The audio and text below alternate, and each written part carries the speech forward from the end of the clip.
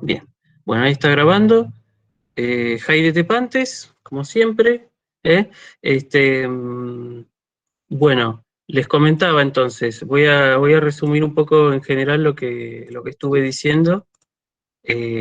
Básicamente, a ver, eh, Tiago me había pedido por el apunte con todos los paradigmas de declinación. Eso lo voy a hacer. Voy a tratar de subirlo mañana en la medida de lo posible, o si puedo, hoy a la noche. Después, con respecto a los apuntes de la clase anterior, solamente subí un PowerPoint con la parte introductoria, la parte de la primera parte de la clase del miércoles. Quedaría subir la lista con los verbos intransitivos, que eso también, si es posible, lo voy a hacer entre hoy y mañana. Y el contenido de la clase de hoy también, entre hoy y mañana lo voy a subir en forma de PowerPoint. Todavía lo tengo en forma de Word, pero bueno, está en construcción, ¿sí?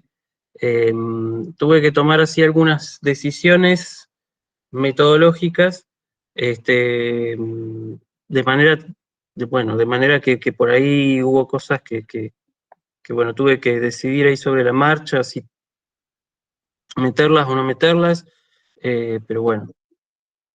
Y ahora sí voy a contestarle a Silvana.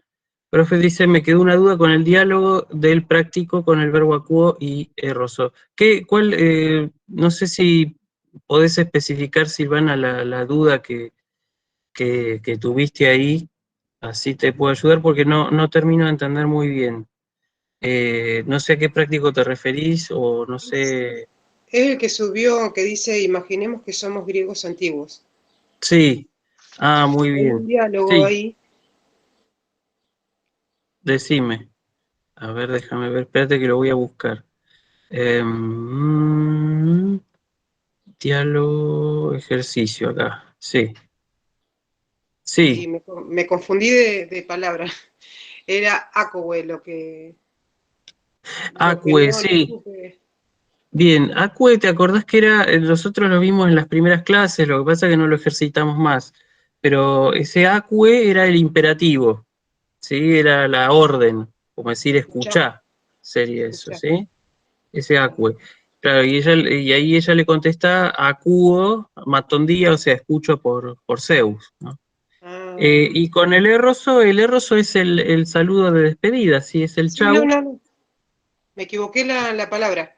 Pero, Ah, porque la tenía, sí, sí. Lo que no sabía sabía que significaba escuchar, pero no tenía cómo declinarla. O sea, no sabía cómo, si era escuchado, claro. escuchame o escucha. Sí, eso está en los apuntes por ahí de la clase 3. Está, sí, el apunte con los imperativos, que yo no sé si se acuerdan que yo les mostré, no sé, por ejemplo, a Kratos gritando ahí que decía grafe, gráfete, ¿no?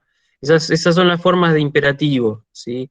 Acue es para decir escucha, o sea, escucha vos, y acúete es la forma para decir escuchen ustedes, ¿sí? Para referirse a varias personas. Esas son las formas del imperativo que vimos. O sea, de hecho, aparece, por ejemplo, cuando decimos jaire, jairete, ¿sí?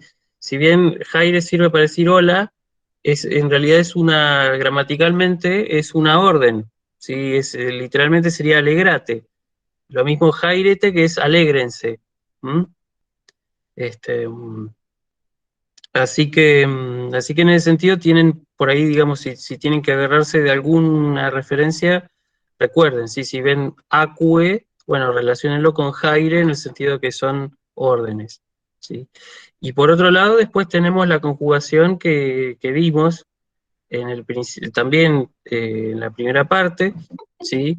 Que ahí tenemos la conjugación de las primera, segunda, tercera persona del singular y del plural, o sea, acuo, yo escucho, acuéis, tú escuchas o vos escuchás, acuéis, él o ella escucha, acuomen, nosotros o nosotras escuchamos, acúete, ¿sí? Ustedes escuchan.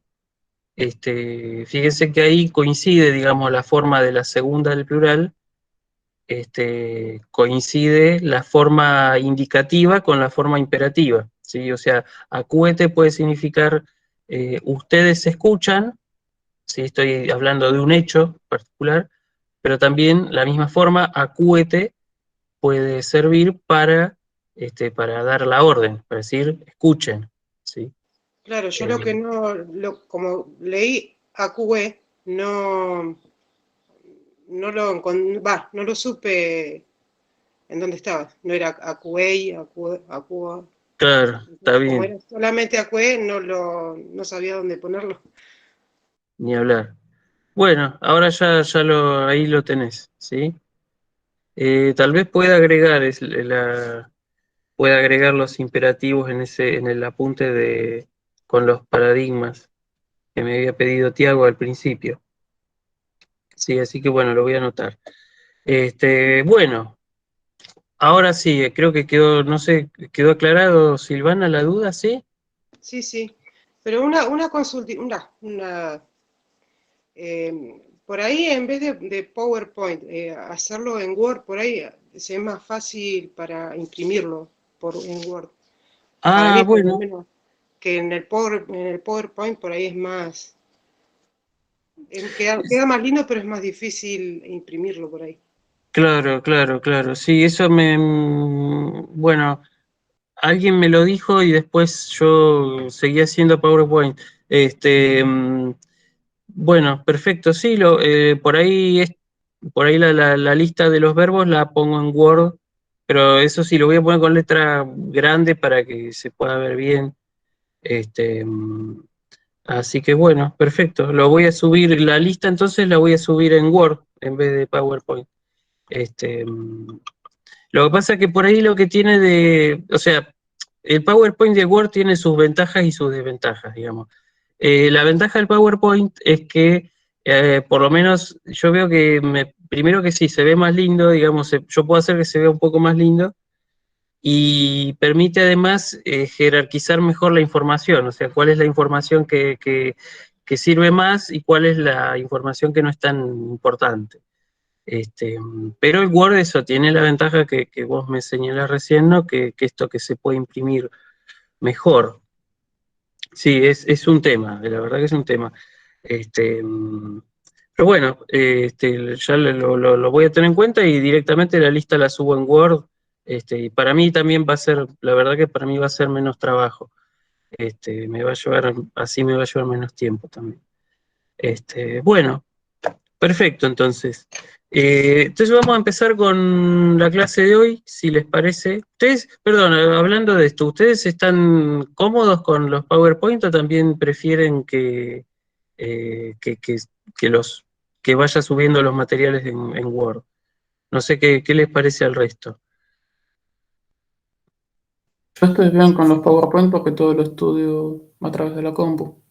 Claro, claro, claro. Yo los Este, imprimo los PowerPoint y no tengo problema. Claro, sí, pero por ahí es cierto que a veces depende también del caso, ¿no? Es cierto que puede llegar a ser difícil por ahí de imprimir.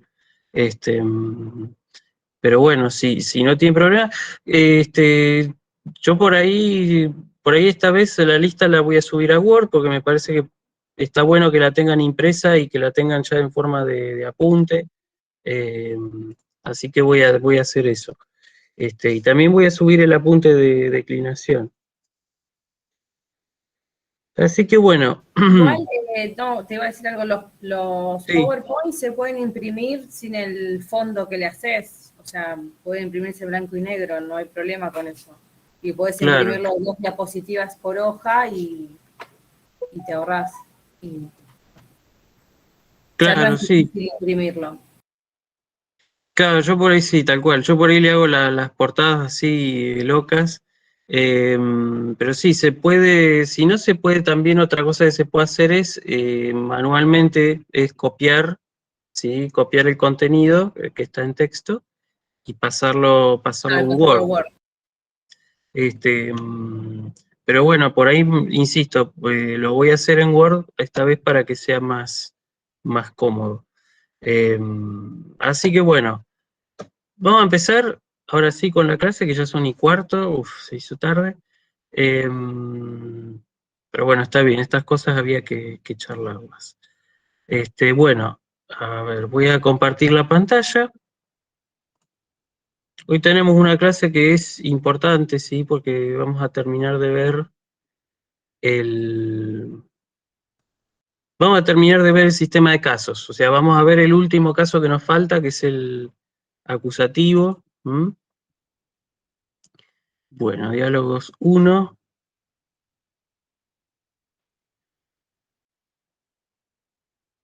Ah, por cierto, una cosa que aprovecho, les quería contar una cosita que me pasó.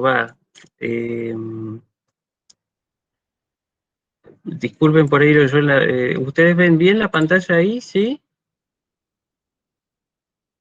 Espérate, ahí la ven bien. Díganme, por favor, si la Sí, ven. lo vemos bien. Yo sé. Sí, sí, se ve bien. Yo por ahí tengo abierto el chat, si por ahí alguien tiene una pregunta para hacer, yo la voy a ver. Pero bueno, las caras lamentablemente no se las voy a poder ver. No, les quería contar una cosa, una anécdota que me pasó. Resulta que yo tengo un amigo profesor de griego en España, que básicamente lo conocí por internet. Y él sobre todo fue una persona que influyó mucho en mi forma de pensar la lengua, ¿sí? Porque para empezar es una persona que defiende una enseñanza activa del griego y también defiende el uso de la pronunciación griega, ¿sí? Para leer la lengua, algo que nosotros no ponemos en práctica. Básicamente porque, digamos, no todos piensan como yo en ese sentido. De hecho, en el país yo diría que nadie piensa de esa manera, que nadie piensa en el sentido de enseñar un griego antiguo con la pronunciación que emplean los griegos. Este, pero bueno, la cuestión es que lo conozco de hace ya bastantes años. El profesor se llama Santiago Carbonell. Este, y la verdad que bueno, es una persona que ya les digo, influyó muchísimo en mi forma de pensar. Y hace poquito, hace muy poco, publicó un libro, ¿sí? En el que hace una historia de las, digamos, de la disputa que hay en torno a la pronunciación del griego antiguo, ¿sí? Me refiero a la práctica concreta de la pronunciación en clase. El libro se llama Cuando las ovejas griegas balan, se llama. Se los voy a anotar acá en el chat. Si alguien quiere profundizar sobre la cuestión, porque es interesante.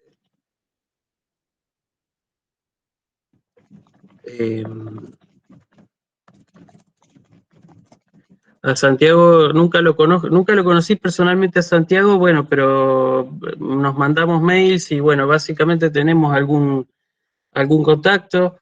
Y él ha hecho, bueno, me ha encomendado, por ejemplo, entrevistarme con el hermano de un filósofo barra filólogo argentino que se llamó Saúl Tobar, ¿sí? Que fue, digamos, básicamente el que lo inspiró a Santiago a hacer estas investigaciones en torno a la pronunciación del griego. Bueno, yo conocí al hermano de Saúl Tobar falleció en 2006, yo no llegué nunca a conocerlo porque yo recién estaba empezando a estudiar. Y bueno, simplemente eso, ¿no? Yo precisamente conocí cuando Santiago me dijo que, bueno, que estaba el hermano de Saúl Tobar, entonces yo fui a Mar del Plata a entrevistarlo. Esto fue en 2016. Y bueno, lamentablemente más o menos en octubre de 2019, me entero que el hermano había fallecido, el hermano de Saúl, falleció, pero por lo menos le pude hacer una entrevista, pude armar una biografía de Saúl Tovar. Saúl Tovar también tiene un libro, de hecho, que lo escribió en el año 90, que es digamos, es pionero, digamos, es una investigación totalmente sui generis sobre el tema de la pronunciación del griego antiguo, que está en la biblioteca porque yo doné un ejemplar. El libro se llama Biografía de la lengua griega.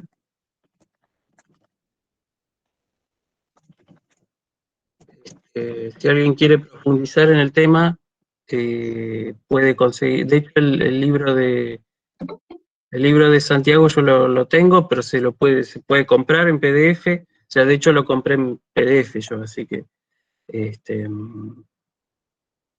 que bueno. Y nada, lo que quería decir de todo esto es que al final Santiago termina haciéndome una mención ahí en el libro. O sea, yo aparezco, nunca nadie me había mencionado en el libro nadie, nunca, pero ahí aparezco, o sea, aparezco ahí en la página 20 y para mí fue una alegría tremenda porque digo, ¿eh? Felicitaciones. Bueno, gracias, sí. No, y lo quería compartir con ustedes porque, bueno, nada, se los conté a algunas personas, pero digo, bueno, es lindo, ¿no? Que hagan un reconocimiento. Lo que pasa es que yo con Santiago tenía un blog, al cual yo lo conozco, digamos, a través de ese blog. El blog se llama Neosaigialos, o en la pronunciación moderna sería Neoseigialos. Ese es el blog de él, que acá lo pongo en el chat.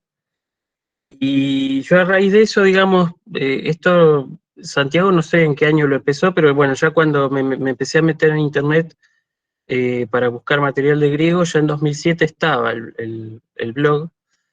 Y yo 4 años después, en 2011, empecé un blog también, que todavía está digamos, está ahí, está en la internet, se puede buscar, se llama, bueno, les pongo la dirección si alguien quiere verlo.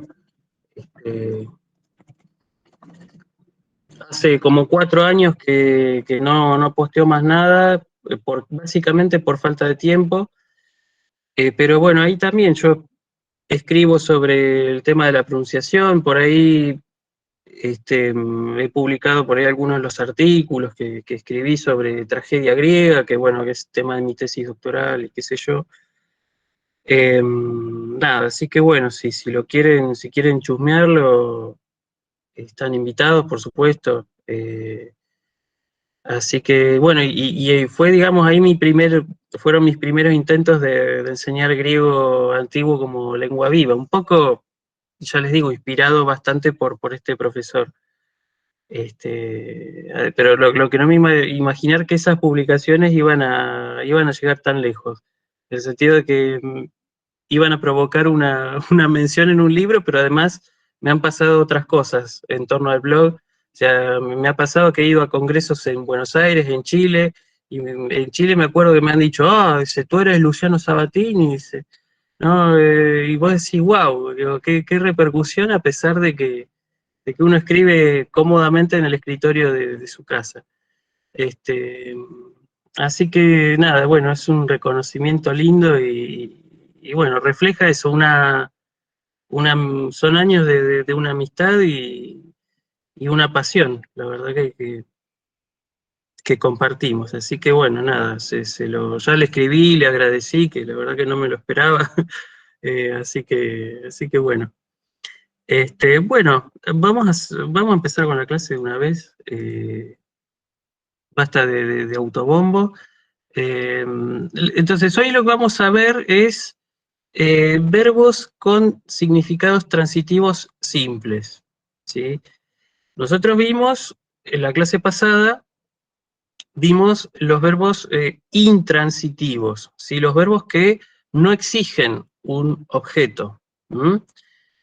Cuando digo exigen, Me refiero a que, digamos, los verbos intransitivos no exigen objeto. ¿Qué significa esto? Que no, digamos, ¿cómo decirlo? El significado, ¿sí?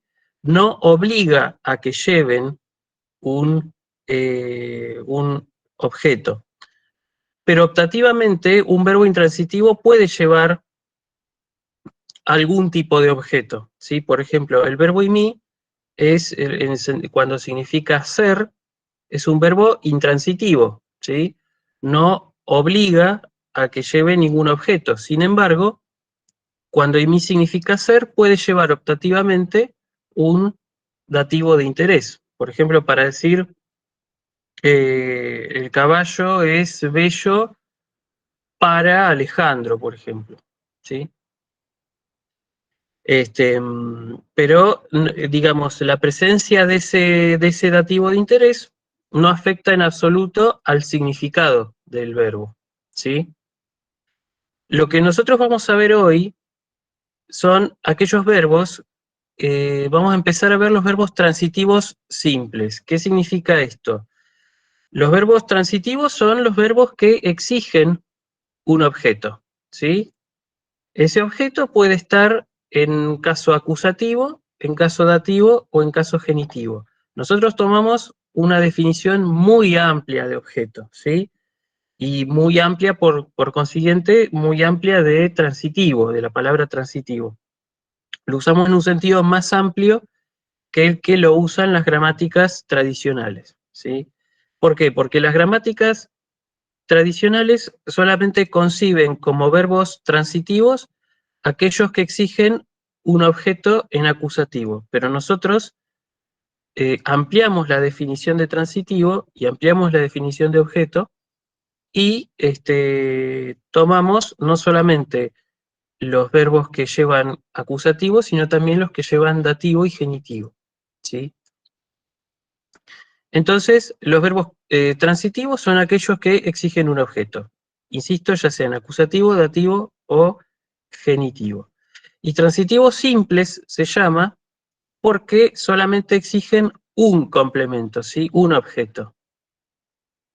Ya sea en acusativo, ya sea en dativo o ya sea en genitivo. Porque después también vamos a ver la semana que viene que existen, verbos transitivos dobles, que van a llevar dos complementos, ¿sí? Dos objetos. ¿Mm? Entonces, ¿se entendió bien cuál es el significado de cuando yo digo de transitivo, intransitivo? ¿Sí? El verbo intransitivo no exige objeto, el verbo transitivo sí lo exige. Y ese objeto puede ser en cualquiera de los tres casos que se llaman los casos oblicuos, ¿sí? Es decir, acusativo, dativo y genitivo. ¿Mm? Si por ahí ustedes escuchan o leen la expresión casos oblicuos, me refiero a eso, a los casos que no son nominativo o vocativo, ¿sí? Es decir, me refiero a cualquiera de los otros tres. Entonces, dado que nos falta ver en la morfología el caso acusativo, caso que es fundamental para enseñarles lo que les tengo que decir a continuación, vamos a ver el caso acusativo, ¿sí? Vamos a ver primero la morfología del caso acusativo, vamos a ver cómo se forma, cómo se escribe, y después vamos a ver cómo funciona este caso con los verbos, ¿sí? Entonces vamos a ver primero la morfología, voy a hacer un poco de zoom para que se vea mejor. Creo que al 200% estará bien. Entonces vamos a ver caso acusativo, ¿sí? Obviamente cuando veamos los verbos con los que aparece, vamos a darnos cuenta de la función sintáctica que cumple. No olvidemos que cada caso representa una o varias funciones sintácticas, ¿sí? Vamos a ver después cuál es la función del caso acusativo, pero primero veamos la forma. Básicamente, el acusativo, ¿sí? Tiene vamos a hacerlo así como en general. El acusativo tiene tres formas básicas en el singular y 2 formas básicas en el plural. ¿Sí? O sea, el acusativo singular puede tener 3 formas. Puede ser en an, ¿sí? En o en on. Y esas son las 3 formas que puede asumir el acusativo singular. Por supuesto, vamos a ver que esas formas dependen del paradigma de declinación al que cada sustantivo o adjetivo pertenezca, ¿sí? Y el acusativo plural puede asumir 2 formas. No, en realidad ahora que lo pienso también puede asumir 3. Una en as, otra en us y otra en alfa breve. ¿Sí? Vamos a ver en qué caso se aplica cada terminación, ¿sí? En qué paradigma de declinación se aplica. Básicamente lo que les puedo decir es esto, ¿sí? Que las formas an y en sirven para primera declinación, ¿sí? Y la forma en on sirve para segunda declinación, ¿sí? Y en el caso del plural, la forma as sirve para toda la primera declinación, ¿sí? Y las formas us y alfa breve sirven para segunda declinación. Vamos a ver en qué casos cada una. ¿Se entendió entonces? Resumiendo, las formas an y en se aplican a primera declinación, ¿sí? La forma on se aplica para toda la segunda declinación. La forma, en el plural, la forma as se aplica a toda la primera declinación y us y alfa breve se aplican a segunda declinación. Vamos a ver qué pasa con los distintos paradigmas. Nosotros recuerden que tenemos, para que lo entendamos mejor, por supuesto, ¿no? Nosotros recuerden que tenemos 5 paradigmas de la primera declinación y 2 paradigmas de la segunda. Vamos a ver qué pasa con primera declinación, primer paradigma. El ejemplo, la palabra hoplites, que es soldado. El acusativo singular lo hace en, ¿sí? Por eso, si yo tengo hoplites, el acusativo singular es ton hopliten. Y el acusativo plural va a ser tus hoplitas. Recordemos que el primer paradigma de la primera declinación vale para sustantivos masculinos, ¿sí? Terminados en eta sigma. Entonces, el acusativo singular lo va a hacer con eta ni y el acusativo plural con alfa sigma. El segundo paradigma de la primera declinación comprendía sustantivos masculinos que terminaban en as. El acusativo singular, bueno, acá tenemos como ejemplo Jor Neanías, el muchacho, el acusativo singular Ton Neanían y el acusativo plural tus Neanías.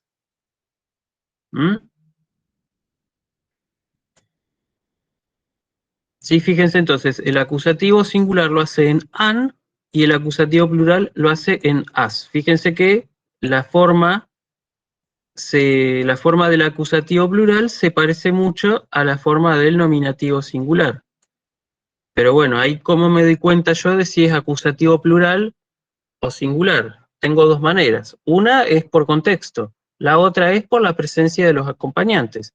Si yo veo el artículo tus al lado de Neanías, obviamente voy a saber que Neanías va a estar en acusativo plural. ¿Sí? En cambio, si veo jo Neanías, va a ser acusativo nominativo singular. Y si yo veo, por ejemplo, no sé, Kalos Neanías, Kalos con Omicron, por supuesto, Kalos Neanías sería un buen muchacho, va a ser nominativo singular. Y si veo, por ejemplo, Kalus Neanías, va a ser acusativo plural. Bueno, primera declinación, tercer paradigma, estos ya son los femeninos que terminan en eta, ¿sí? Por ejemplo, timé, el acusativo singular va a ser ten, timen, y el acusativo plural, tas, timás. ¿Sí? Y en el caso de la cuarta, el cuarto paradigma y el quinto paradigma de la primera declinación, tienen la misma terminación del acusativo. An para el singular y as para el plural. Por ejemplo, la palabra mageia, que significa magia, acusativo singular va a ser ten mageian. Acusativo plural, tas mageias. En el caso de la palabra knisa, que corresponde al quinto paradigma de la primera declinación, va a ser acusativo singular, ten knisan, acusativo plural, tas knisas. Vale hacer una aclaración. En el caso del plural, ¿sí? La alfa del acusativo plural en as es siempre larga, ¿sí?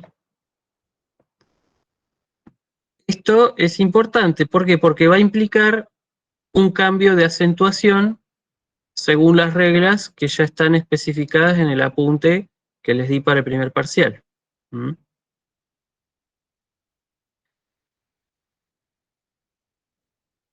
Por eso, por ejemplo, pasa lo que pasa con knisa, que ustedes tienen, que es una palabra properispómena, ¿sí? Knisa en el nominativo singular es properispómena, significa que al ser properispómena por definición, esta iota es larga y esta alfa es breve, ¿sí?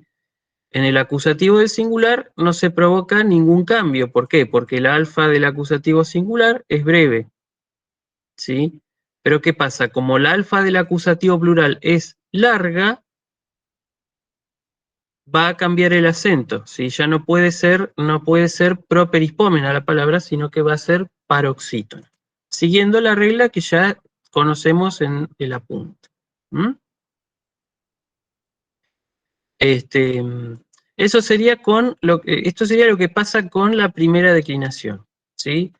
Fíjense que en general el hecho de que lleve en el singular an o en va a depender de la letra que lleve en el nominativo singular. Si el nominativo singular se construye con eta, el singular va a ser con eta. Y si el nominativo singular se construye con alfa, el acusativo singular va a ser con alfa.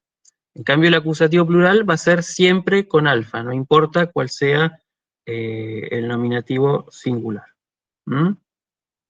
Siempre va a ser en as, siguiendo la primera declinación. Vamos a ver qué pasa con segunda declinación. Tenemos dos paradigmas solamente. El primero, que es la palabra logos, logos, ¿sí? Que puede ser tanto, este primer paradigma vale tanto para palabras masculinas como para femeninas. O sea, por ejemplo, logos es masculina, pero por ejemplo, grosos es femenina, ¿sí? Entonces, logos, el discurso. Acusativo singular, ton logon. Acusativo plural, tus logus. Ahí aparece la terminación en us, que es una terminación larga, como ya vemos por la presencia del diptongo, ¿sí? Con el consiguiente cambio de acentuación. Como logos es una palabra paroxítona, no sufre cambios en toda la declinación, no sufre cambios de acentuación, así que no hay problema. Pero si fuera, por ejemplo, la palabra thanatos, por ejemplo, que significa muerte, el acusativo singular sería ton, thanaton, y ahí no cambia el acento, pero el acusativo plural sería tus thanatus. Cambia el acento porque la desinencia de acusativo plural en este paradigma es larga, ¿sí? Y si quieren un ejemplo con un femenino, por ejemplo, gedrosos, que es el rocío, en castellano es masculina, pero en griego es una palabra femenina, gedrosos, acusativo singular sería ten droson, ¿sí? Y acusativo plural, tas drosus. ¿Sí? El artículo se cambia porque es una palabra femenina, ¿sí? Por eso digo tas drosus y no tus drosus. No existe tus drosus, existe tas drosus. El griego a veces es un trabalengua. Bueno.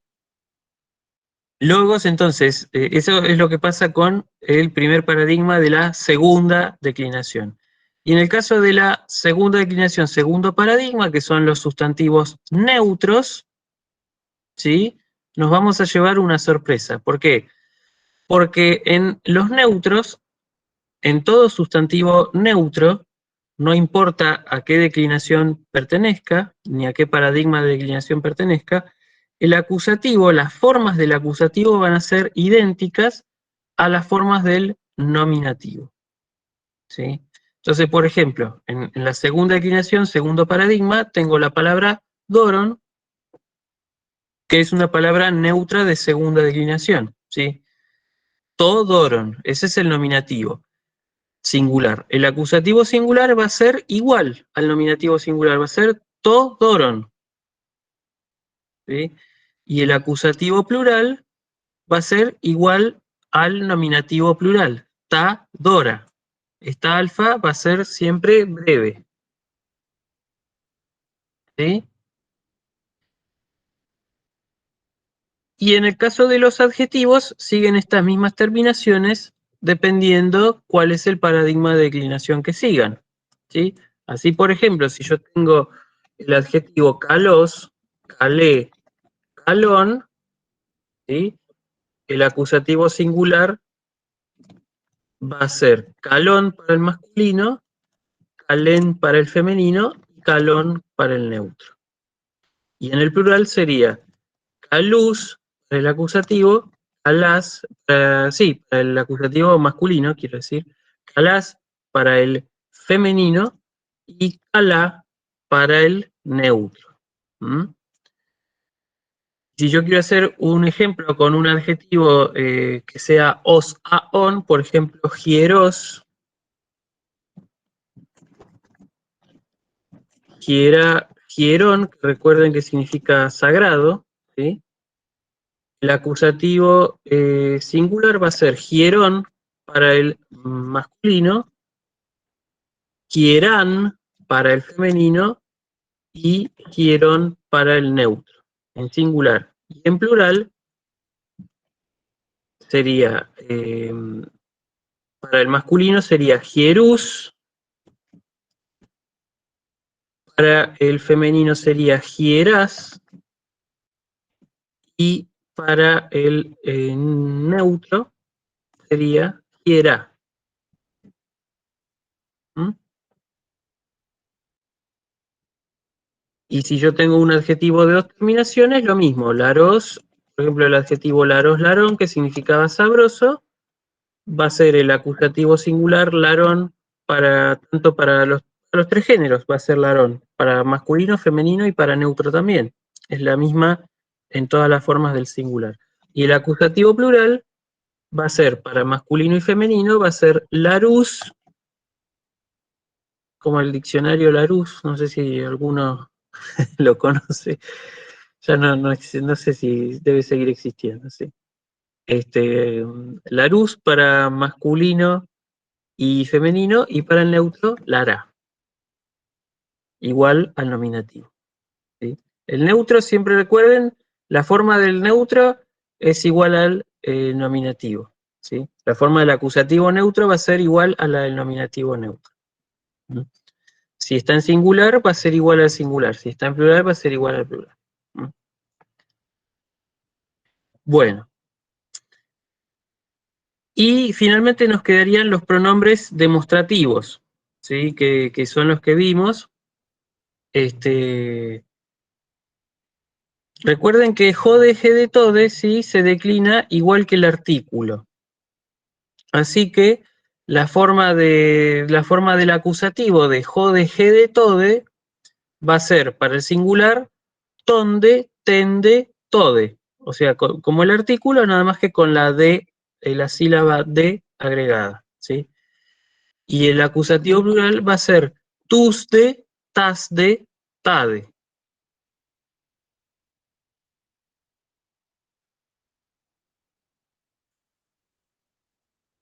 Justo se conectó un compañero, por eso lo... ahí está.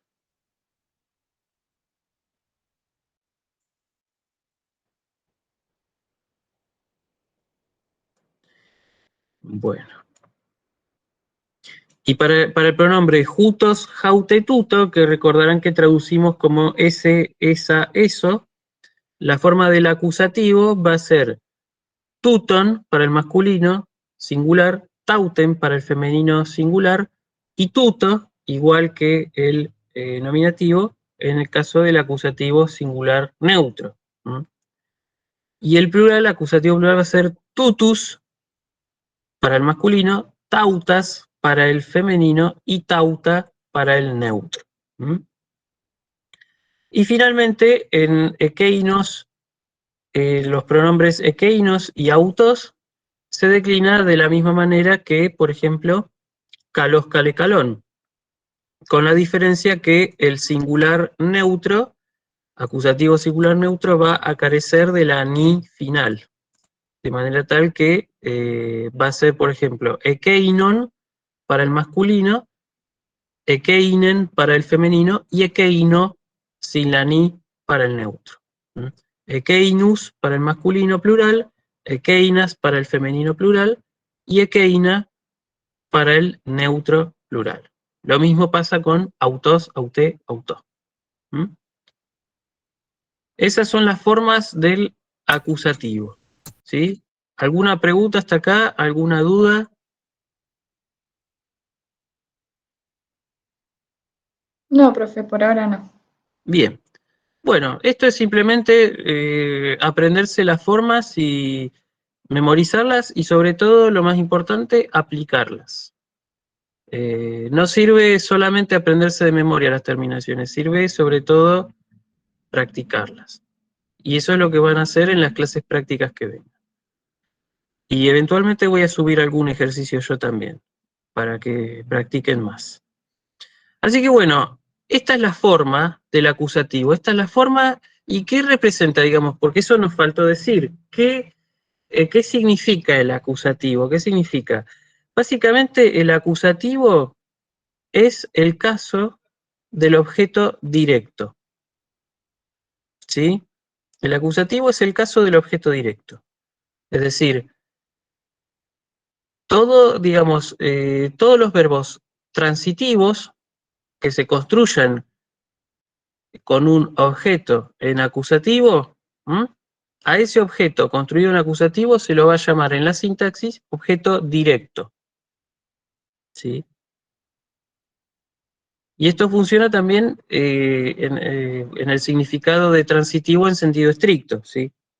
Los verbos transitivos en sentido estricto son los que llevan objeto directo. Nosotros usamos la definición de transitivo en un sentido más amplio que ese, pero el acusativo entonces sirve para esto. El acusativo expresa el objeto. El acusativo responde entonces a la pregunta ¿qué? ¿Sí? O ¿a quién? Cuando, por ejemplo, pregunto por ¿qué? Por ejemplo, cuando pregunto por una cosa, ¿sí? ¿A quién? Cuando pregunto por una persona, ¿sí? Por ejemplo, ¿qué lee Juan? Juan lee un libro, ¿sí? Ese un libro en castellano, ¿sí? En griego se va a expresar en caso acusativo. Sí, sí, si quieren, vamos a pasar esta frase al griego, ¿sí? Juan lee un libro. ¿Cómo lo digo yo en griego? Bueno, Juan es jo Ioannes. Es primera declinación, primer paradigma. Jo Ioannes, ¿se acuerdan cómo se decía leer en griego? Anagignosko, ¿sí? Así que sería jo Ioannes, anagignoskei, y si yo quiero decir libro, Recuerden que era la palabra biblos, que era un femenino de segunda declinación. Entonces tengo que decir ho Ioannes anagignoskei biblon. ¿Sí? Si quiero decir un libro, y si quiero decir Juan lee el libro, tengo que decir ho Ioannes anagignoskei ten biblon. Lo voy a escribir para que les quede. ¿Sí? Lo voy a escribir acá. Ho Ioannes anagignoskei biblon. Juan lee un libro. ¿Mm? Y si quiero decir Juan lee el libro, ho Ioannes anagignoskei en biblon, porque recuerden que biblon es un femenino de segunda. ¿Mm? Y si quiero decir Juan lee los libros, tengo que decir ho Ioannes anagignoskei as biblus, los libros. ¿Sí? Eso es lo que representa la... Tengo una preguntita. Sí, ¿Esto que estás escribiendo queda en el apunte? ¿Después lo tenemos o...? sí, va a quedar, por supuesto, sí, sí, sí. Ah, bueno, gracias. Después voy a, igual también hay más ejemplos para que vean. Pero bueno, valga, sí, por supuesto que lo voy a agregar a este. Sí. Entonces, lo que representa el acusativo, sí, lo que vamos a ver de acá al segundo parcial va a ser esto, que el acusativo representa el objeto directo, ¿m? Y se construye con verbos transitivos. ¿Sí? Por supuesto, también dijimos nosotros que los verbos transitivos también pueden construirse con dativo y con genitivo. Eso lo vamos a ver la clase que viene. ¿Mm? Pero básicamente los verbos transitivos con acusativo van a llevar objeto directo y ese objeto directo se va a expresar, valga la redundancia, en caso acusativo. ¿Mm? ¿Por qué? Porque el dativo y genitivo, cuando funcionan como objeto de un verbo, tienen otra función sintáctica, que es la que vamos a ver la clase que viene. Pero por ahora vamos a detenernos en el acusativo. ¿Mm? ¿Sí? Ahora bien, esto, lo que sigue a continuación, ¿sí? Es, digamos, hilar un poco más fino, ¿sí? Yo cuando pido, o sea, si yo les pido, por ejemplo, que hagan análisis sintáctico de una frase como, por ejemplo, esta, ho Ioannes anagignoskei tas biblus, ustedes van a reconocer esto, lo van a señalar en la sintaxis como objeto directo. No van a poner nada más, no hace falta que pongan nada más, ¿sí? Pero nosotros ahora vamos a hacer algunas distinciones que van a ser más de tipo semántico, vamos a ir al significado, ¿sí? Esto no va a hacer falta que lo pongan en el análisis sintáctico, solamente con que pongan objeto directo está todo bien. Pero vamos a ver que hay dos tipos de objeto directo, ¿sí? Que esto ya insisto, no hace falta que ustedes lo aclaren en la sintaxis, porque además se pueden confundir, pero sobre todo porque no es relevante para el análisis sintáctico, ¿sí? Con que pongan objeto directo está todo bien.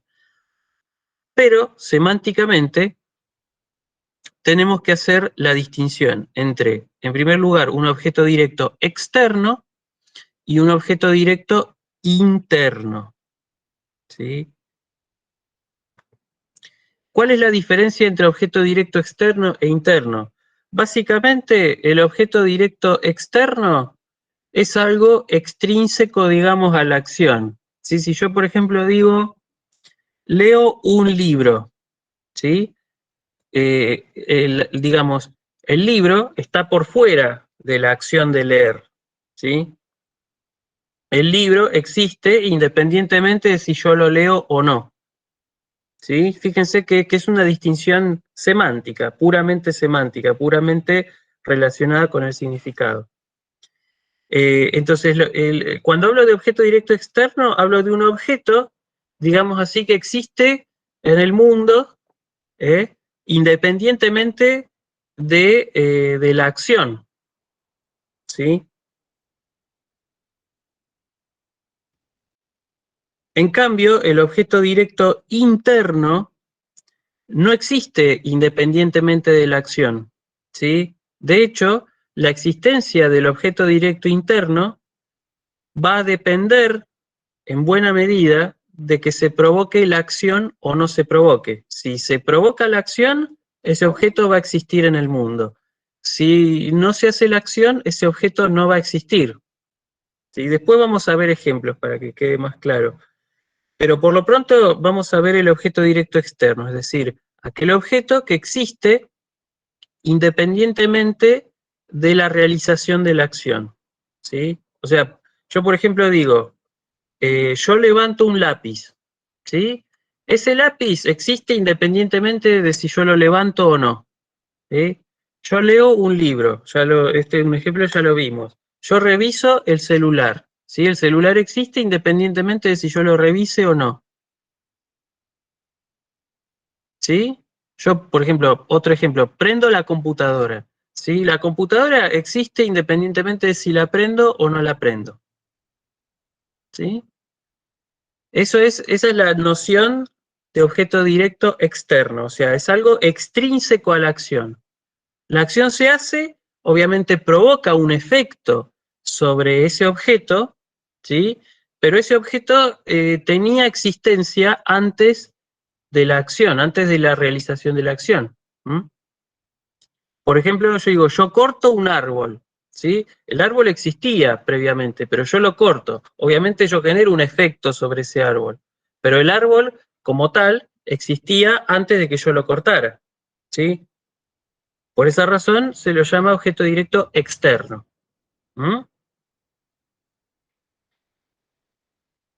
O sea, si lo piensan, es cuestión, digamos, de sentarse a pensar un minuto cuáles son los tipos de acciones que pueden requerir un objeto, ¿sí? Por ejemplo, o sea, cuando ustedes, por ejemplo, cocinan, hacen la comida, ¿sí? Por ejemplo, no sé, cortan la cebolla, hierven el agua, ¿sí? Todos esos verbos que ustedes usan para describir sus acciones involucran siempre un objeto directo. ¿Mm? Yo, por ejemplo, no sé, preparo la masa, prendo la hornalla, corto la cebolla, ¿sí? Pico la cebolla, puedo decir también. Son todos verbos, todos esos verbos que usamos son verbos transitivos y todos requieren un objeto directo externo. ¿Mm? Vamos a ver qué pasa con griego en particular. Hay que hacer otra distinción además, digamos, dentro de lo que son los objetos directos externos. Tenemos que tener en cuenta que estos objetos directos pueden ser afectados por dos tipos de verbo. ¿Mm? Nosotros a partir de ahora vamos a hacer una distinción, ¿sí? Los verbos intransitivos no tienen esta división, pero los verbos transitivos sí, tienen una división, ¿sí? Los verbos transitivos, hablando en general, no solo los que requieren acusativo, sino también los que requieren dativo y genitivo. Los verbos transitivos en general se dividen en no causativos y causativos, ¿sí? Los verbos no causativos son los que simplemente marcan la acción, o sea, un verbo no causativo es una acción que provoca un efecto sobre un objeto, pero es realizada totalmente por el sujeto, ¿sí? El sujeto es el realizador de la acción y eso provoca algo en un objeto, ¿sí? Esos son los verbos transitivos no causativos. ¿Mm? Ahora, un verbo transitivo causativo, ¿sí? Son aquellos, digamos, son esos verbos en los cuales la acción no la realiza el sujeto, sino que simplemente el sujeto hace que otro la realice por él. Ese es un causativo. Por ejemplo, les pongo un ejemplo en castellano, ¿sí? Si yo digo, por ejemplo, Luciano corta el árbol, ¿sí? Ese verbo no es causativo, ¿sí? ¿Por qué? Porque soy yo, o sea, Luciano en realidad, puede que sea otro Luciano, es Luciano el que corta el árbol. Él mismo hace la acción que describe el verbo, ¿sí? Él es el que está cortando el árbol. Ahora, eso sería un verbo no causativo. En el ejemplo del verbo causativo sería Luciano hace cortar el árbol. O también Luciano manda a cortar el árbol, ¿sí?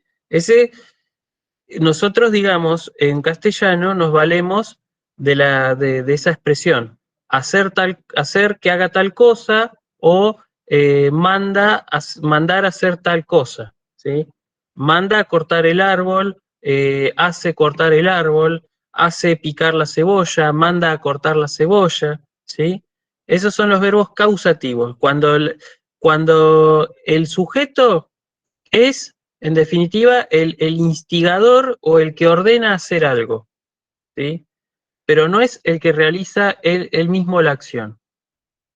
En castellano, ya lo digo, lo expresamos con estas perífrasis que se llaman verbales, ¿sí?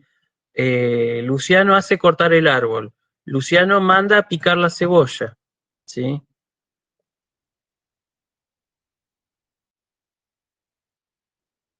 Y eso en griego, nosotros en griego no tenemos, digamos, una perífrasis que dé cuenta de esa causatividad. Simplemente dependerá del significado del verbo. Y ahora vamos a ver cómo pasa eso, ¿sí? Por lo pronto vamos a ver entonces, estamos dentro de los verbos transitivos simples, concretamente de los verbos transitivos simples que llevan acusativo. Ese acusativo siempre va a ser objeto directo. La función del acusativo en los textos es siempre la de objeto directo. Y ahora vamos a ver entonces la distinción entre objeto directo externo y objeto directo interno. Vamos a ver los verbos que llevan objeto directo externo. Dentro de esos verbos que llevan objeto directo externo, vamos a ver primero los no causativos. Aquellos verbos en los cuales el sujeto realiza la acción por su propia cuenta, ¿sí? Entonces, en primer lugar, acá tenemos los verbos que significan hacer, en griego, hacer o producir, ¿sí? El verbo prato significa hacer. El verbo poieo significa hacer, pero también significa producir, ¿sí? De ahí viene, por ejemplo, la palabra poesía, ¿sí? Muchas veces sucede, por ejemplo, que en los jarrones, en las vasijas griegas antiguas, muchas veces aparece el nombre del creador, ¿sí? Y justamente acompañado del verbo poieo, que significa hacer. Entonces, por ejemplo, en una vasija por ahí se encuentren algo así como una expresión, jocalías, por decir un nombre cualquiera, ¿no? Jocalías epoiesen. Es como decir, Alías lo hizo, ¿sí? Ahí epoiesen se entiende que hizo el jarrón que están viendo ahí, ¿no? Después le voy a mostrar un ejemplo por ahí, no en esta clase porque no lo preparé, pero bueno, por ahí en el Word lo incluya, ¿sí? Jocalías epoiesen, Calías lo hizo, ¿sí? Lo produjo. Oieo significa entonces eso, hacer o producir. Prato significa hacer, pero en un sentido más general, ¿sí? No solamente en sentido de producir. Poieo es específicamente producir, hacer algo, hacer una cosa, ¿sí? Crear una cosa, fabricar una cosa, producir una cosa. En cambio, prato puede significar también eso, pero también puede significar hacer una acción, ¿sí? Realizar una acción, el mero hacer, ¿sí? Por eso la pregunta para una de las formas para preguntar cómo estás era ti prateis, ¿qué haces? ¿Sí?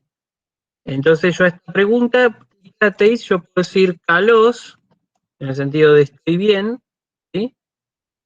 Como nosotros, ¿no? Nosotros cuando saludamos a veces decimos, ¿qué haces? ¿Cómo andás? ¿No? Bueno, es la misma expresión, ¿sí? Ti prateis se puede usar en el sentido de ¿cómo andás? Entonces yo puedo responder bien, pero también alguien me puede preguntar ti prateis y yo puedo responder con una acción. ¿Sí? Puedo decir, por ejemplo, tejo, corro, ¿sí? Puedo decir vadillo, camino, ¿m? Puedo decir basileguo, reino, estoy reinando, ¿sí? Puedo decir politeguo, ejerzo mi deber de ciudadano, ¿sí? Así que en ese sentido, plato tiene un sentido un poco más amplio que poieo. Poieo es la producción de objetos. En cambio, plato es no solamente eso, sino también la realización de acciones. ¿No? De ahí viene, por ejemplo, la palabra praxis, la palabra práctica, todos vienen de este verbo prato, ¿sí? Que también, aprovecho para mencionarlo también, prato también se puede escribir con doble sigma, prazo, ¿sí? De hecho, lo más probable es que en el diccionario lo encuentren así, con doble sigma, ¿sí? Si buscan en el diccionario, vamos a ver qué dice esto, porque no le confío. Sí, bueno, acá dice, perfecto, acá dice prazo. En la página 496 muestra la forma con doble sigma. La forma con doble tau que yo les pongo, sí, prato, es correspondiente al dialecto de Atenas. Prazo es la forma común, ¿no? Así que bueno, ahí tenemos entonces, estos verbos son, prato y poieo son verbos no causativos, es decir, que el sujeto es el que realiza la acción y además el objeto es siempre externo. ¿Sí? Siempre es algo externo. Por ejemplo, por eso, en el caso de Jocalías Sepoyesen, Calías lo hizo, ¿sí? Se supone que hizo el jarrón, produjo algo externo, ¿sí?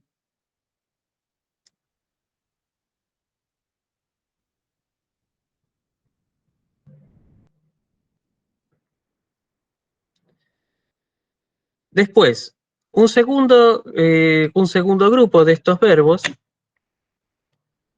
son aquellos que hablan, digamos, del beneficio o del daño, ¿sí? Por acciones, sean estas fingidas o no, ¿sí? Por ejemplo, el verbo ayudar o feleo, ¿sí? Yo siempre digo ayudar a alguien, ¿sí? Por ejemplo, ofeleo ton filósofon, por ejemplo. Ayudo al filósofo, ¿sí? Euergeteo ton ptojón, por ejemplo. Beneficio al pobre, ¿sí? Euergeteo significa eso, beneficiar. Therapeuo ton dulon, por ejemplo, ¿sí? Curo al esclavo, ¿sí? El verbo therapeuo, fíjense que significa eso, curar. De ahí viene un montón de palabras que usamos nosotros, por ejemplo, la palabra terapia, ¿sí? Terapia viene de terapeia y viene a su vez del verbo therapeuo, que es curar.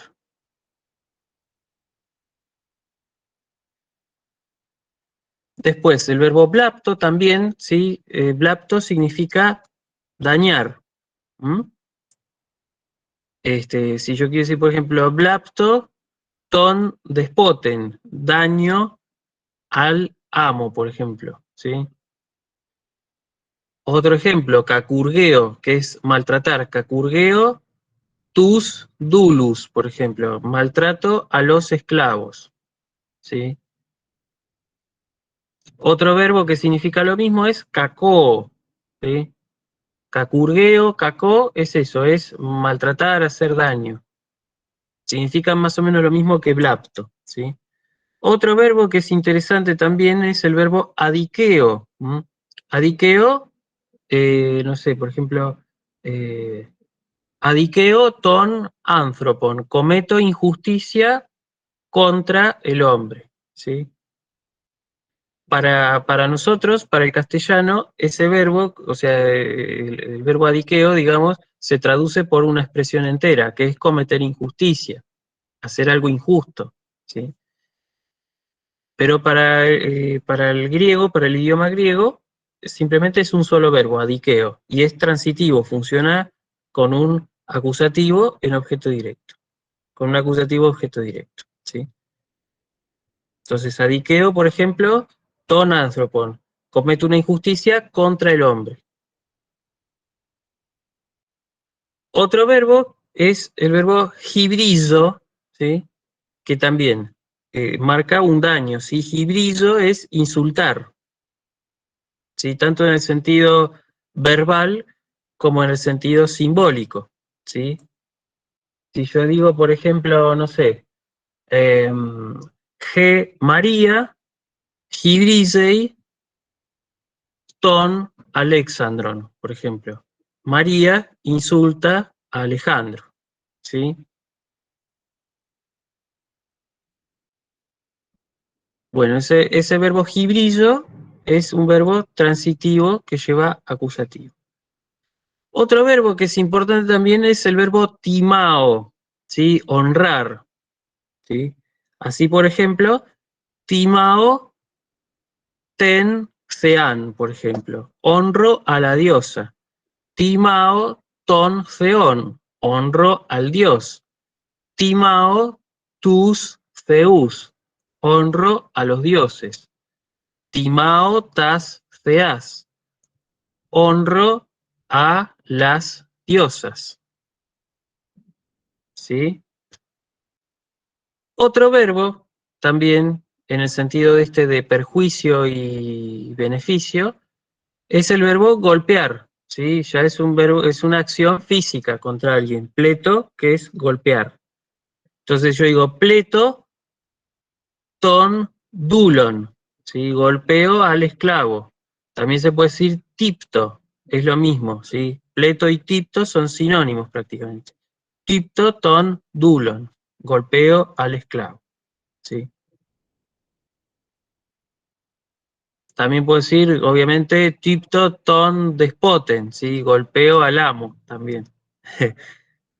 Yo puedo decir así, por ejemplo, jodespotes, ¿sí? Si yo quiero decir, por ejemplo, el amo golpea al esclavo, bueno, piensen cómo se puede decir, ¿sí?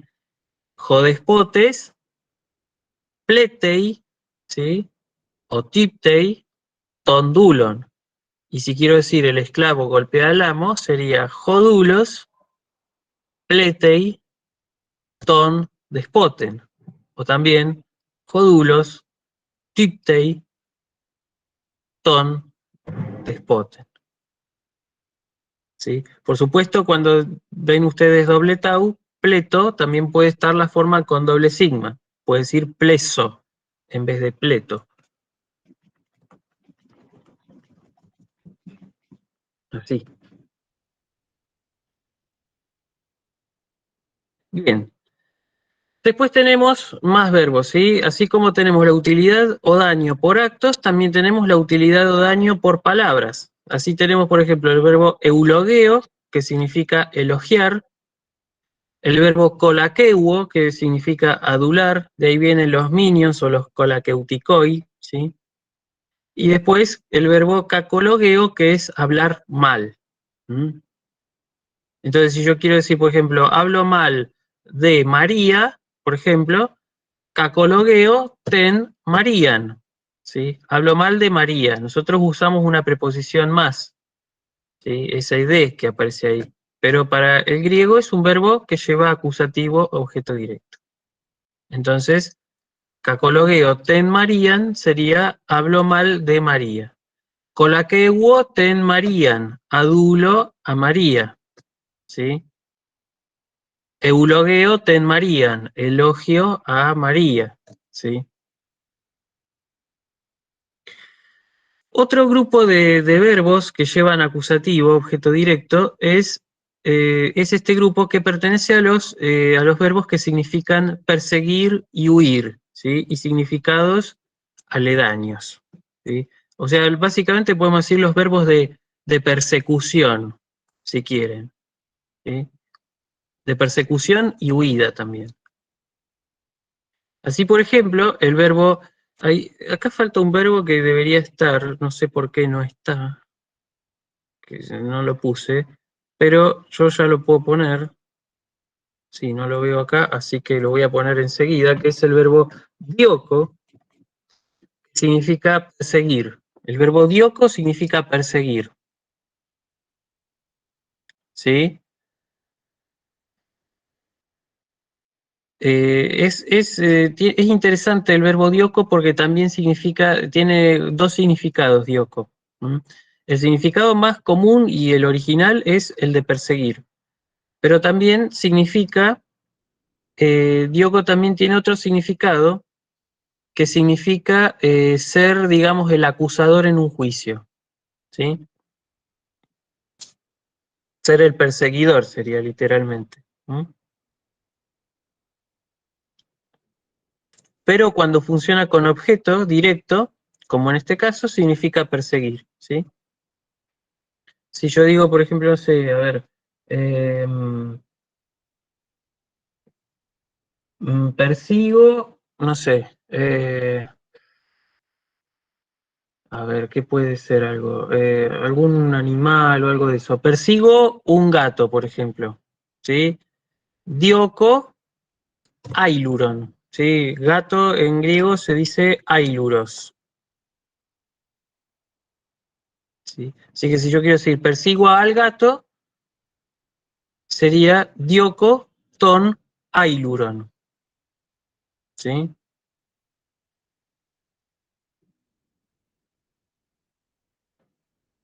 Y si quiero decir, por ejemplo, persigo una gata, para cambiarle el género, sería dioko ten ailuron, ¿sí? La palabra ailuros no cambia, lo que cambia es el artículo, para referirse al macho y a la hembra respectivamente. Bueno, después, el verbo feugo también es importante porque también significa, tiene que ver con estos significados de persecución y huida, pero feugo significa huir, ¿sí? Huir de alguien, ¿sí? Eso es feugo con un objeto directo. Si yo quiero decir, por ejemplo, no sé, huyo de María, yo tengo que decir feugo ten Marían, ¿sí? Suponiendo que María sea muy pesada, ¿sí? O no sé, si otro es pesado, por ejemplo Alejandro, digo feugo ton Alexandron, huyo de Alejandro, ¿sí? Feugo también tiene su significado judicial. Feugo significa ser acusado, ¿sí? Y en ese sentido sería un verbo intransitivo, ¿sí? Por eso yo acá no incluí los significados judiciales de dioko y de feugo. Pero dioko tiene un sentido común, que es el de perseguir, y también tiene un significado judicial, que es el de ser el acusador. Y feugo lo mismo, feugo significa huir y también significa ser acusado en un juicio, ¿sí? Feugo cuando significa huir va a llevar objeto directo. Entonces, por eso digo, feugo ten Marían, huyo de María. Feugo ton Alexandron, huyo de Alejandro, ¿sí? Otros verbos vamos a ver que significan lo mismo, ¿sí? Por ejemplo, el verbo apodidrasco, ¿sí? Lo marco con el guión acá porque apo es un preverbio. Después vamos a ver lo que es un preverbio, con más detalle. Apodidrasco significa también huir o esquivar, ¿sí?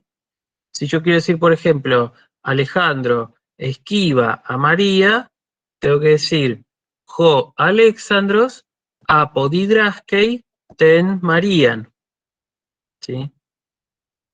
Lo mismo pasa con el verbo lanzano, ¿sí? Ocultarse de. Si yo quiero decir Alejandro se oculta de María, jo Alexandros lanzanei ten Marían. Y en castellano tenemos que traducir así, se oculta de, ¿sí? Es decir, estos verbos son transitivos para el griego, pero para el castellano son intransitivos, llevan una preposición. ¿Mm? Después, otro verbo, ¿sí? El verbo que significa acechar, que en griego se dice enedreuo, ¿sí? María acecha a Alejandro, ¿sí? María enedreuei ton Alexandro, ¿sí? Lo mismo también ocurre con los verbos que significan cazar, porque son, por ejemplo, cerao, cereuo, y también los verbos que significan rastrear, ¿sí? Como por ejemplo, igneuo. ¿Sí? Si yo quiero decir, a ver,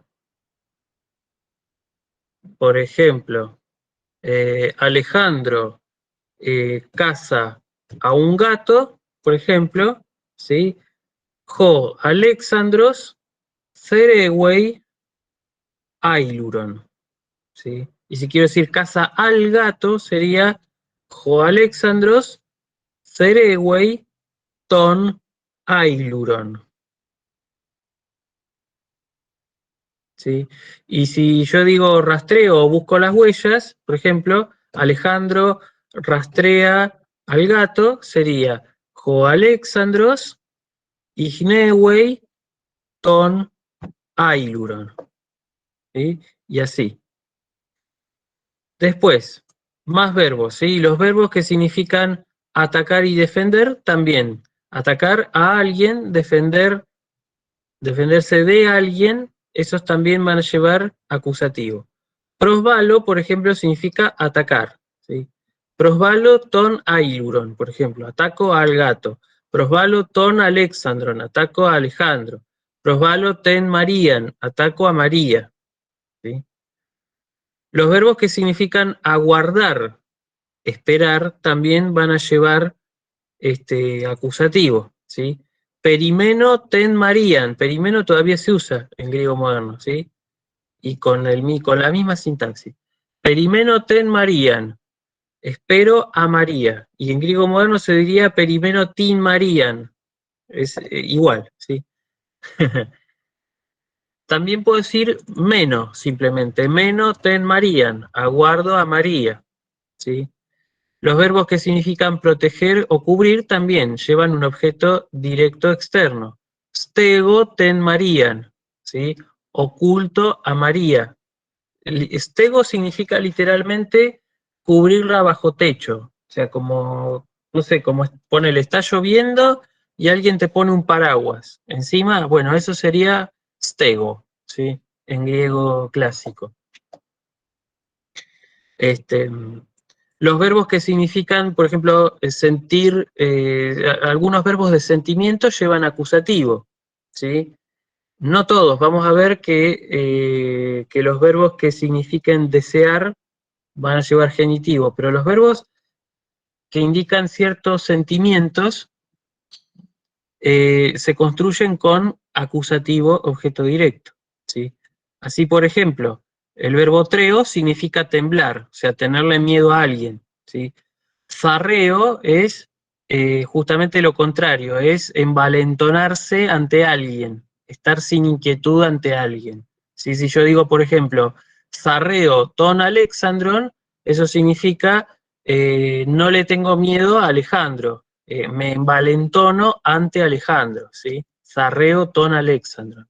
Treo ton Alexandro sería lo contrario, tiemblo de miedo ante Alejandro, ¿sí?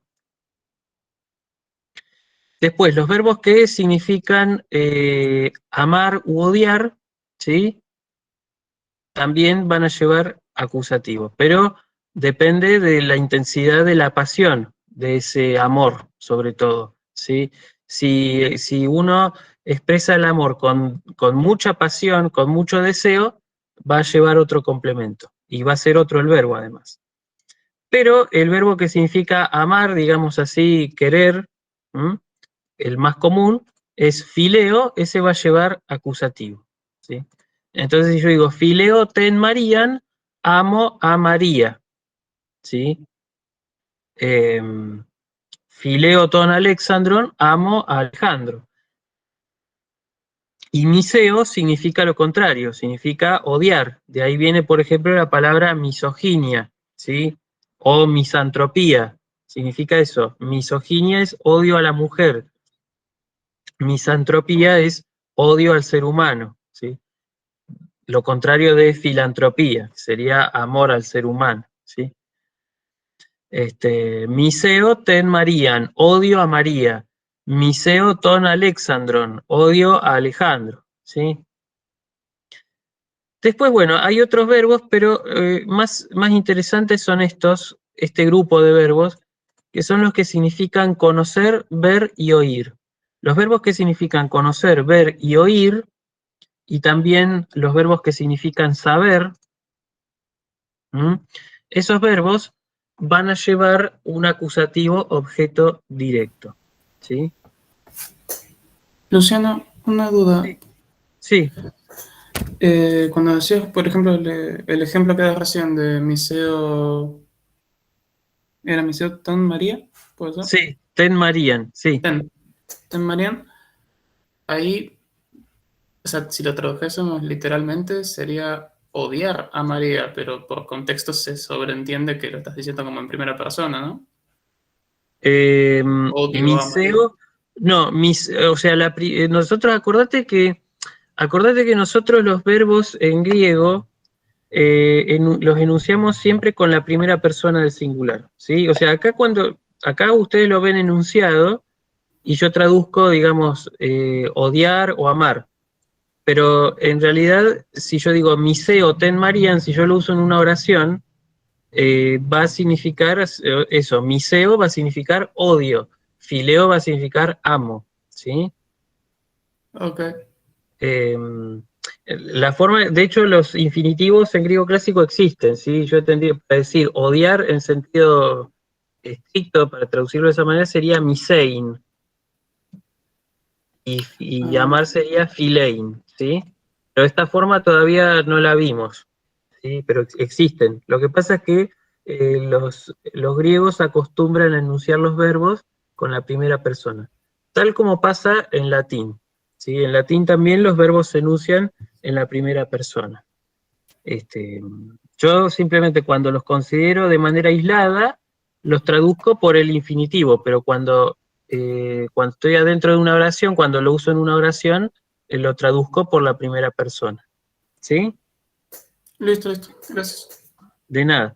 Bien, entonces, volviendo a los grupos de verbos, los verbos que significan conocer, ver, oír y saber son interesantes porque todos llevan acusativo, ¿sí? Y son verbos que están relacionados, porque yo creo que les dije en la clase anterior que la visión tenía mucho que ver con la vida, ¿sí? Para los griegos, el hecho de tener visión significaba tal vez también, digamos, indirectamente significaba estar vivo. Pues también la visión, la audición también, pero no tanto como la visión, se relaciona con el conocimiento, o sea, recuerden que para Aristóteles la visión era el más valioso de los sentidos porque era el que permitía conocer más. Y esto, de alguna manera, ya estaba implícito en la sintaxis de la lengua griega, ¿sí? De los 5 sentidos que tiene el ser humano, solamente el ver y el oír, ¿sí? Se expresan con acusativo en griego, ¿sí? Los otros 3, como son sentidos de menor valor, a saber, el gusto, el olfato y el tacto, esos 3 sentidos se van a expresar con genitivo.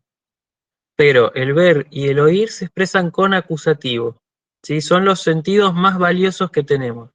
¿Por qué? Y de hecho, o sea, eso es lo que pasa, porque están relacionados con el conocer, más que los otros 3 sentidos.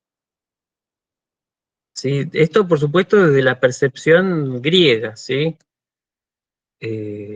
No estoy diciendo que es una percepción universal, pero los griegos entendían que el ver y el escuchar eran los sentidos más valiosos.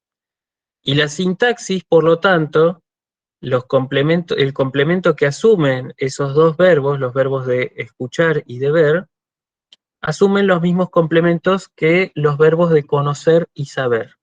Y porque precisamente el ver y el escuchar son los sentidos que nos proporcionan el conocimiento. ¿Mm? Así, por ejemplo, yo tengo el verbo gignosco, ¿sí? Gignosco, por ejemplo, no sé, yo puedo decir, por ejemplo, gignosco conozco la lengua griega, ¿sí? Y yo puedo decir ahí, gignosco ten heleniken glotan, ¿sí? Conozco la lengua griega, gignosco ten heleniken glotan. Pero también yo puedo decir puedo decir conocer en el sentido de conocer una persona. Gignosco ten Marian, yo conozco a María, ¿sí? Jolukianos, gignoskei ten Marian, Luciano conoce a María, ¿sí?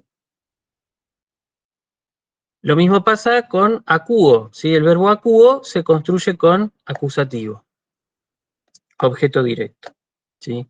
Acuo ten musiken, ¿sí? Escucho la música. Lo mismo pasa con el verbo ver, que se dice en griego jorao.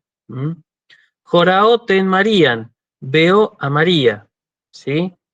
Jorao ton Alexandron, veo a Alejandro, ¿sí? Así que estos verbos son, los verbos de conocer, ver, oír, son importantes, ¿sí? Después, finalmente, para terminar con el tema del objeto directo externo, y no quiero que se me haga mucho más tarde, están los verbos de uso, traslado y manipulación de objetos. Todos estos verbos son transitivos, con acusativo. Llevan un complemento en acusativo, objeto directo, ¿sí? Por ejemplo, el verbo hago topaidion, llevo al niño, ¿sí? Hago es llevar, conducir, llevo al niño, hago topaidion. Ferotas usías, llevo, el verbo fero también significa llevar, ferotas usías, llevo las existencias, las mercaderías. La palabra usía originalmente significaba eso, ¿sí? La palabra usía, que después Aristóteles la usa para hablar de la sustancia, usía era originalmente eso, las existencias en el sentido mercantil del término, ¿sí? Como nosotros decimos las existencias o las mercaderías, ¿sí? De hecho, cuando Cicerón hace la traducción latina del vocablo usía, Cicerón traduce substantia, porque precisamente la palabra substantia en latín significaba eso, la existencia en el sentido mercantil, la mercadería. Por esa razón me parece que sería lo más apropiado tal vez traducir usía en nuestras traducciones de metafísica de Aristóteles. Estaría bueno traducir, arriesgarse por lo menos a hacerlo, para ver cómo la legión de filósofos y historiadores de la filosofía le saltan encima a uno, traducir usía por existencia. A ver qué pasa. Así que bueno, ferotas usías, ¿sí? Llevo las mercaderías, llevo las existencias. Son dos verbos que significan trasladar objetos. O bueno, en el caso de hago, las personas, ¿sí? Pero siempre son acusativos. Manipular objetos, ¿sí? Lambano, tajopla. El verbo lambano también es importante que se lo acuerden porque aparece mucho, ¿sí? Lambano significa agarrar, tomar, ¿sí? Tomar no en el sentido de beber, sino tomar en el sentido de agarrar. Lambano, tajopla. Agarro las armas, ¿sí? Otro verbo que es importante es balo, que es lo contrario de lambano, ¿sí? Lambano es agarrar, balo es arrojar, ¿sí? Siempre que ustedes vean balo, recuérdense de las balas, ¿eh? Que es precisamente las balas son lo que se arrojan. Balo, paltón o balo acontion significa arrojo un dardo o arrojo una jabalina, ¿sí? Precisamente paltón es más dardo, digamos, significa dardo, y acontion es un arma venenosa, un dardo venenoso, ¿sí? Paltón sería sin veneno, acontion sería con veneno, ¿sí? por supuesto son verbos que se usan, tanto lambano como balos, son verbos que se usan mucho en contexto de guerra, ¿sí? De hecho, cuando están ahí, cuando los persas están a punto de avanzar sobre Leónidas en la batalla de las Termópilas, Leónidas usa el verbo lambano, ¿sí? Usa el imperativo del verbo lambano, que es agarrá. Molón, la B es el imperativo de lambano, agarrá. Molón, la B sería vení y agarralas. Se referían concretamente a las armas, no a otra cosa, no sean mal pensados. Molón, la B es eso, entonces vení y agarrá. Lambano es agarrar las armas. En este caso, como lo traduje, que es el lambano ta jopla, ¿sí? Lambano significa agarrar en general. Lambano ta jopla es agarrar las armas. Bueno, después, los verbos que significan uso o consumo de objetos también se construyen todos con acusativo objeto directo. Anagignosco biblion, leo un libro. Estío, ¿sí? Estío, que significa como, comer, ¿sí? Estío mela, como manzanas, ¿sí? Pino oinon, bebo vino, ¿sí? Estío y pino, ¿sí? Estío significa comer, pino significa beber, ¿sí? Recuerden cuando el verbo, recuerden por ejemplo, empinar, ¿sí? Nosotros tenemos un verbo que es empinar el codo, ¿no? Que es como, no sé si se sigue usando, pero empinar el codo era como beber alcohol, mucho alcohol, ¿sí? Y pino es el verbo beber, ¿sí? Estío, comer, pino, beber. Todos verbos con objeto directo. También, por supuesto, los verbos que significan poseer o tener van a llevar objeto directo. Así, por ejemplo, ejo, ¿sí? Recuerden que hemos visto a ejo en el sentido de cómo estás, posegeis. Pero ejo, cuando significa tener, se va a construir con un objeto directo, ¿sí? Ejo stafilén. Tengo un racimo de uva. Stafilén significa eso, el racimo de uva. También, por supuesto, para cambiar la forma de objetos, verbos que significan todo eso llevan acusativo, ¿sí? Copto o temno son verbos que significan cortar. Copto, to dendron, corto el árbol, ¿sí? Temno, to dendron, lo mismo, corto el árbol, ¿sí? También cambiar el estado de objetos. Thermaino tengen significa caliento la tierra, ¿sí? Y después tenemos los verbos que significan movimiento, ¿sí? Pero tomando como referencia a una cosa. Por ejemplo, diabaino ton potamón significaría atravieso el río, ¿sí? Yo atravieso algo, diabaino, voy a través del río, ¿sí? Diabaino ton potamón. Después tenemos un grupito de estos verbos que son causativos, ¿sí? Así, por ejemplo, el verbo vaino significa, cuando se construye con un objeto directo, significa hacer andar, ¿sí? Si yo digo, por ejemplo, vaino ton hipon, sería hago andar al caballo, ¿sí? Y si yo digo anavaino, por ejemplo, ton dulon, sería hago subir al esclavo, ¿sí? Anavaino, recuerden que era subir. El verbo ereipo, en su versión causativa, sería hacer caer, ¿sí? Ereipo, ten Marían, hago caer a María, hago que María caiga. Lo mismo pasa con los verbos que significan crecer, que nosotros habíamos visto como intransitivos, ¿sí? Blastano y fío significaban eso, crecer y brotar. Pero también yo los puedo usar como causativos, puedo construirlos con un objeto. Entonces, si yo digo, por ejemplo, blastano to fitón, sería hago crecer a la planta, ¿sí? Fío ton fitón, hago crecer a la planta.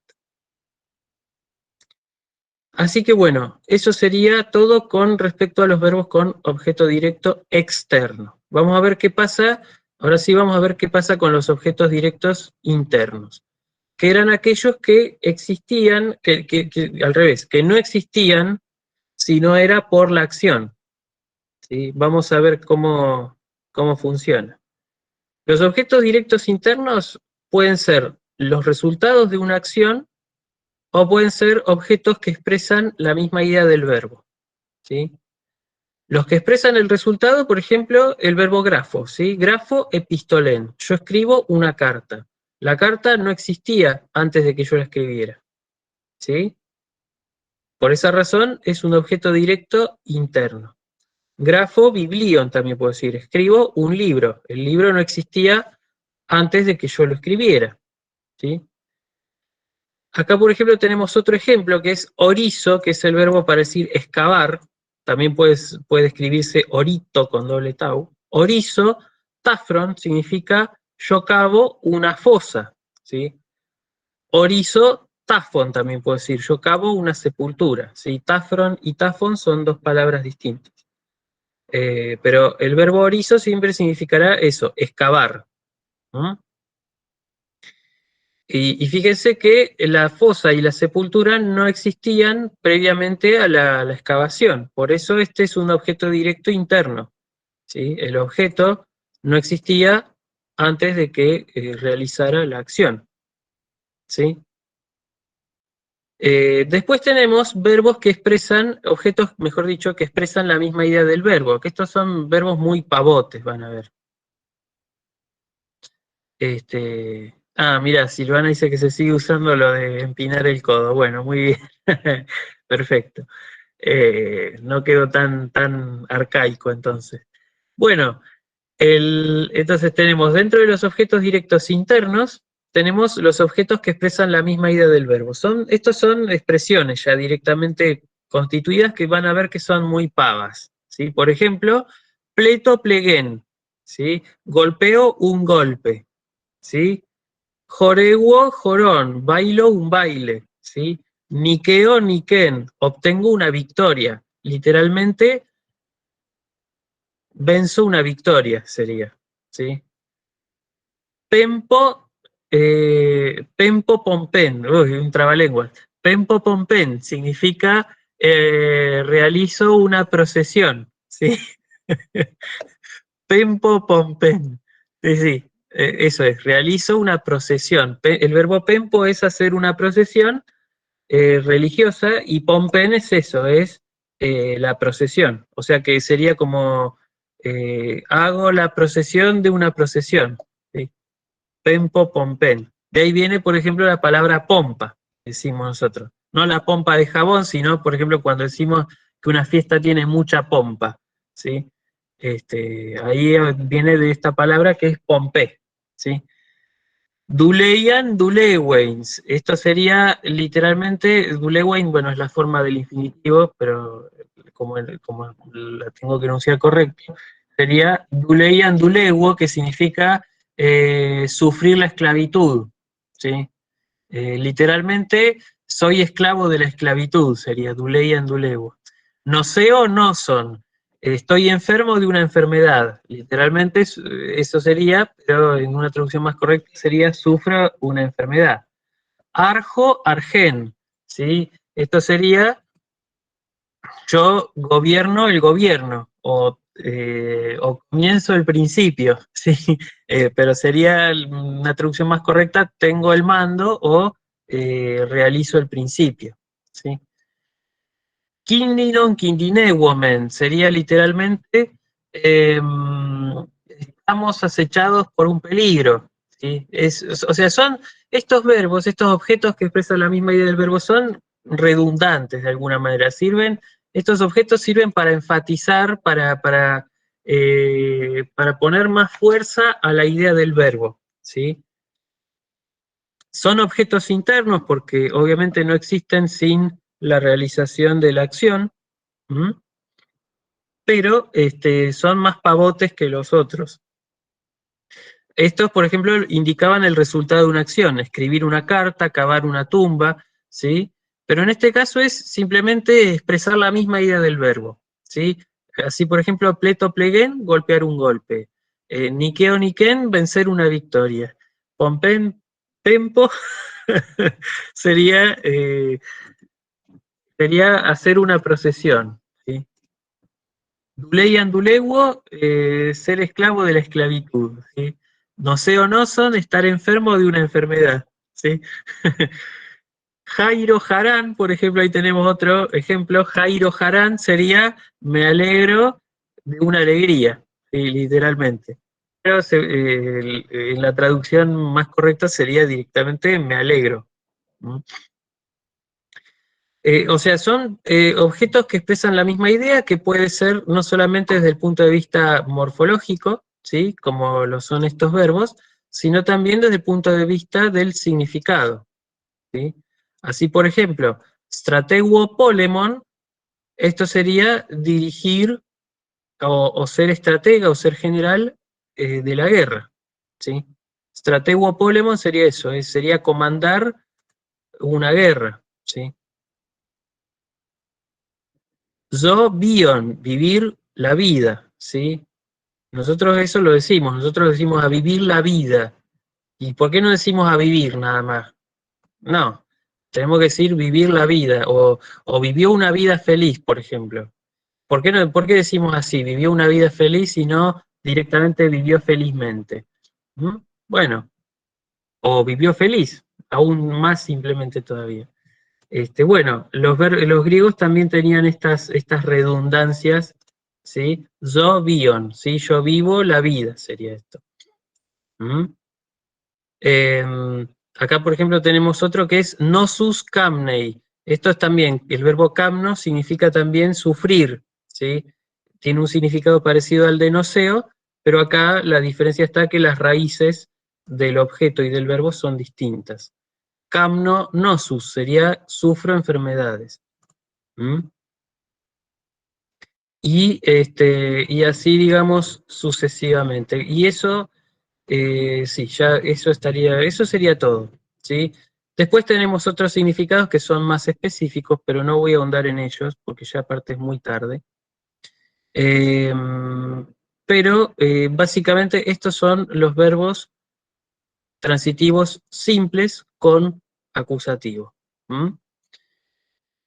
Voy a dejar de compartir. ¿Quedó claro? ¿Alguna pregunta? Uy, ya estoy totalmente oscura, parezco un fantasma.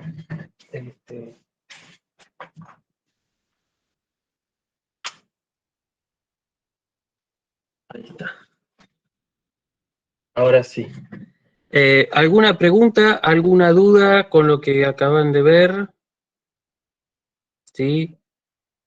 Bueno, aparentemente no habría dudas, así que bueno, me quedo tranquilo de eso. Pero bueno, sí, esto, el apunte lo van a tener entre hoy y mañana. Sí, pero no sé si llegaron a darse cuenta de lo que implica, digamos, la diferencia entre un intransitivo y un transitivo. Siempre el transitivo involucra la aparición de un objeto, ¿sí? La realización de un objeto o el efecto que uno genera sobre un objeto. Eso es el significado de transitivo. ¿Mm? En cambio, el intransitivo no son acciones digamos, que se resuelven en sí mismas.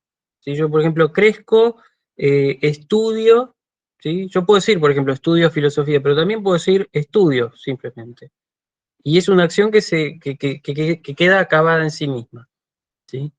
Así que, bueno, si ustedes tienen en cuenta esa diferencia, les va a resultar más intuitiva la resolución de una oración o de un texto griego. O eso creo, por lo menos. Lo vamos a ver, ir viendo qué pasa en la práctica. La clase que viene vamos a terminar de ver los verbos transitivos simples y simplemente vamos a ver los verbos que se construyen con dativo y los verbos que se construyen con genitivo. ¿Mm? Así que, bueno, y el lunes ya estaríamos viendo verbos transitivos dobles. Así que, bueno, chicos, los chicos y chicas y chiques, los dejo entonces. Les digo, como siempre, Erroste, Caire Tepantes, y cuídense mucho, que estén muy bien. Nos vemos el miércoles. Chao, profe. Nos vemos.